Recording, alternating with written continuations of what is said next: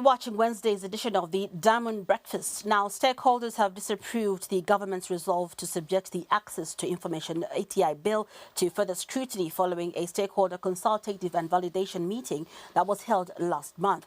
The Ministry of Information and Media Permanent Secretary Kennedy Kalunga announced that the bill will be taken for further consultative processes across the provinces, the 10 provinces.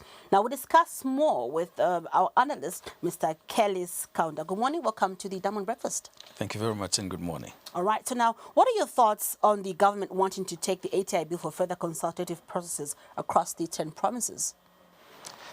You know, I think there's a mistaken notion that for every public policy, we need to subject it to so wide a consultative process. I think unknown to those that policymakers is that, one, the reason why we have representative democracy, it is because the public has decided to give them a mandate and trust their judgment, that they understand what they're doing, and that for them to want to go into power, it is because they did an analysis of what the priorities of the nation are, and that they're going to go ahead and attend to them and take responsibility. Because by going again and again to the public for just about everything, then we might as well have some kind of mass type of governance where when there is every policy that needs to be passed, then we must be holding rallies or stadiums and people coming together to input into the process. What politicians ought to understand is that by being given that mandate, the public trusts that they understand what the issues are, and that they can dispense with the idea of at every point going for consultations. Because there's certain policies that have been passed without doing that. For instance, there's no consultation going to the 10 provinces on, for instance, free education. There's been no consultation around the provinces, for instance, on procurement processes. There's been no countrywide consultation, for instance, on what sort of deal we should get with the International Monetary Fund. Why should that be the case with a matter that has been sufficiently exhausted? And for those of us that participated in this process since MMD came into power, it gives you a feeling of deja vu that we're probably going back to the same thing that has started this process before. All right. So do you think that government needs a clear roadmap, on how it intends to conduct these, stakeholder consultative processes in 10 provinces? This is something, as you have mentioned, that started a long time ago. And each government that comes in, we see a new strategy being implemented. But at the end of each term, of course, we have seen that this bill has never been tabled to Parliament. So what roadmap do you think, this government should give, to the country? The roadmap is simply this. Go to Parliament, debate the issue, vote on it, and pass it into law. And the reason why that roadmap is that simple is because everyone in the UPND is very familiar with what has happened on ATI. None of all these leaders that are in here were living outside the country and that they only came into the country when they came into power. No. And what civil society was doing was to consult just about everyone. Personally, when I was Mr. Zambia chairperson, I even sat with the late Anderson Mazoka in his house, the two of us. I was chatting with him on the issue of access to information. And I secured his understanding and his support that should they come into power, they will be able to pass this. So everybody understands this. So the simple roadmap is simply this. Go to Parliament, debate in Parliament, and pass it into law. In any case, everybody else in Parliament have always committed themselves to this. The MMD, that is their MMD MPs, their party committed themselves to this. PF members that are in Parliament, they committed themselves to this. UPND members who were there in the opposition, as well as in their manifesto, and the inaugural speech that the president gave to the first session that he addressed, he committed himself to this. So everybody knows what is supposed to be done. Consultations are totally unnecessary. All right. And do you think that chances of presenting this bill, having a table through Parliament, are high? I wouldn't say high. All I would say is that you see, every time there is a major development in the country, like we had elections and there's a new change, there's a new government, that in itself becomes an opportunity that perhaps this time around, with new hands, on the saddles of in the driving seat, that maybe things are going to be done quickly. But there's one thing that also worries me. I don't know if you paid attention to the text that the president made when he was talking about access to information. I just want to read to you the line, how it was reflected, so that you understand where my problem is.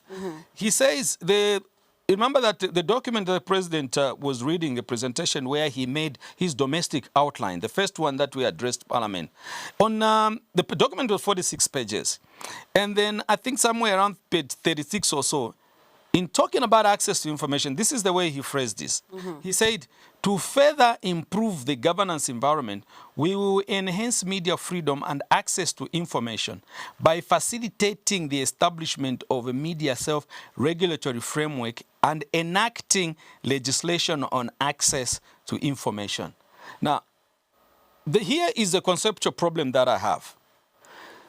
Politicians in the past, every time they've spoken about access to information, they've spoken about it in the same breath as media self-regulatory framework.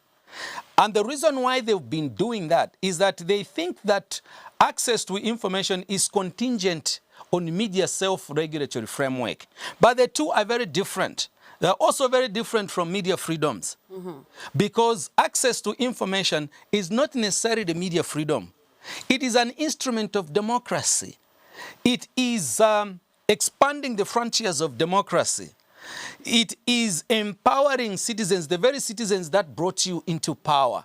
You are sharing power with them. The same information you have access to is the same information that they have. That's what access to information is. But when you make it contingent on a media self-regulatory framework, you are making the same arguments that PF used to make, that because you journalists are irresponsible, so we can't give you access to information. But what we're arguing is that, no, you are not giving us access to information. What we are saying is that we need to expand the frontiers of democracy. In fact, democracy is the very thing that brought you into existence. Why do you want to stifle it? If anything, you want to grow it. But all the politicians that we've had from MMD, from PF, they all behaved the same way. And now here we are, the same message that we've been hearing before of consultation.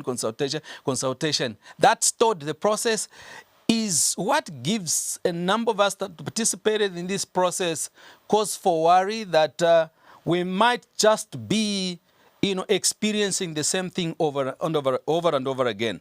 My challenge to the UPND government is that it's democracy that gave birth to you. Please, do not undermine it.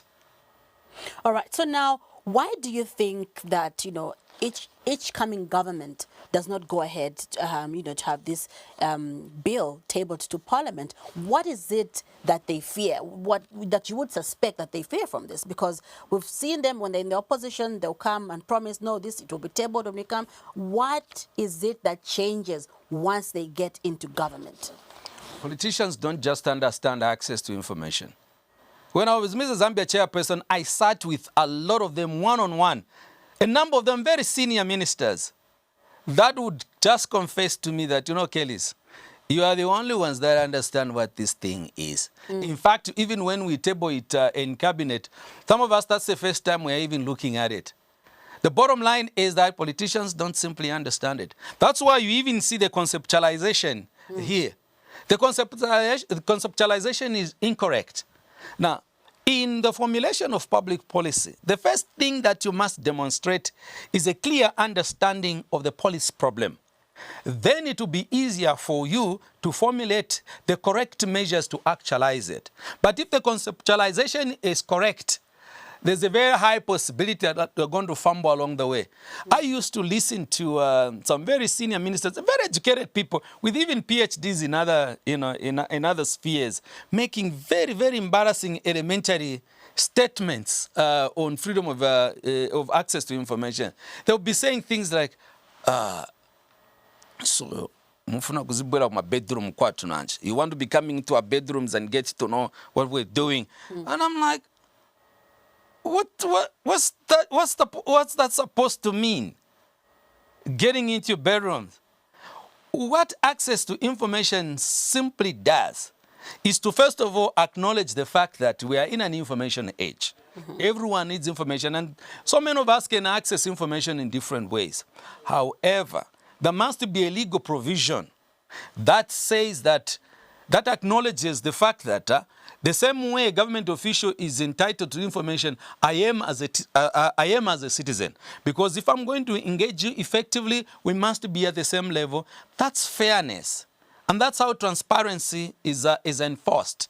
But what has simply happened from MMD to this day is simply this.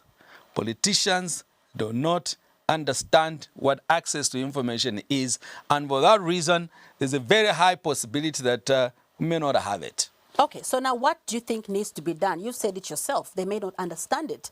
Do you think that there's a need for these, politicians, the parliamentarians who are supposed to, debate this, this bill in parliament to sort of get schooled, for lack of a better term, so that they can understand what access to information is? You don't need anybody to school you in this time and age. All that you need is the basic education that you have. Everybody that is in parliament, they knows how to read and write. And then parliament also has a research department. There are researchers at parliament. So if you want information, if you want to be very effective as a member of parliament, use those researchers at parliament. The researchers that they have at parliament that have been employing over the past 10, 15 years are all coming from the University of Zambia. They are all coming from different universities. And for every degree that you do, research is a major component. So those there will be able to help you. But even if those don't help you, please, members of parliament, do not behave like you all come from, some village where there was no school. No. A number of you are sufficiently educated, you have iPhones. In this time and age, all you need to do is to Google or give me access to information. What is access to information? You get schooled within a few minutes and a few seconds. The reason is simply that politicians are not politically and morally committed enough to issues of expanding democracy. For them, they think that when they talk about, fighting corruption, economic development, and things like that, they think that is enough. No. If you listen to the statement that was made by the German ambassador yesterday, where she was saying that please prioritize all these reforms that have to do with governance, because that is basic. The reason why she was saying is that if you cannot get the governance structure, if you can't get democracy right, all these economic developments that you are talking about will be null and void.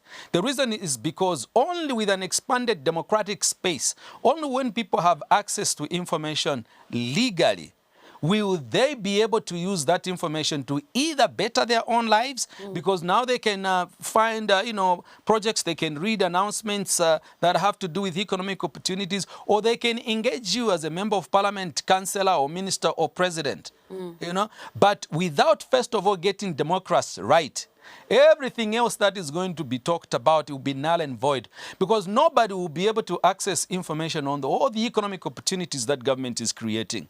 So please, let's prioritize democracy. So let's prioritize access to information, because access to information is one of those indispensable aspects of a democracy that works. Yep. Because it can only work when people have information and they have access to it, and it is guaranteed legally. Okay, so now what are some of the disadvantages of not, tabling this bill to Parliament? We've seen it happen for a very long time, and now we're in a technological age where news is shared by even people who are not in the profession as journalists. Do you think that this can end up having more cases of fake news, because people, instead of having that access to get the correct information, they start speculating? What do you think are the disadvantages? Well, there are several disadvantages. One of them is exactly what you're talking about, fake news. It's also speculation. Yeah. It's also making mistakes in analysis because you do not have specific information. There are those that even when they have access to information, they may not be able to make correct conclusions. But at least if there's legal access to information, you can say as policymakers that, wait a minute, even when you have legal access to information, you can make such silly mistakes. Because I've seen what is happening these days. Sometimes one social commentator, makes this allegation. Then government, reacts, running around, trying to respond to that. Now, you don't want to continue governing the country in that fashion. What you want is to stand on a high moral pedestal by challenging those that are making all these mistakes by saying, listen, we are a transparent government. We gave you access to information. It's legal. Why are you purposely making these mistakes? Because if you want this information, tell us. Because if it is not on the website, then you'll be able to use access to information to demand that that information is given to you. But in the absence of that, government will have no moral standing by telling people that you are peddling you are peddling fake news. Because people will be able to say, listen, we don't have the same information that you do. That would be the excuse.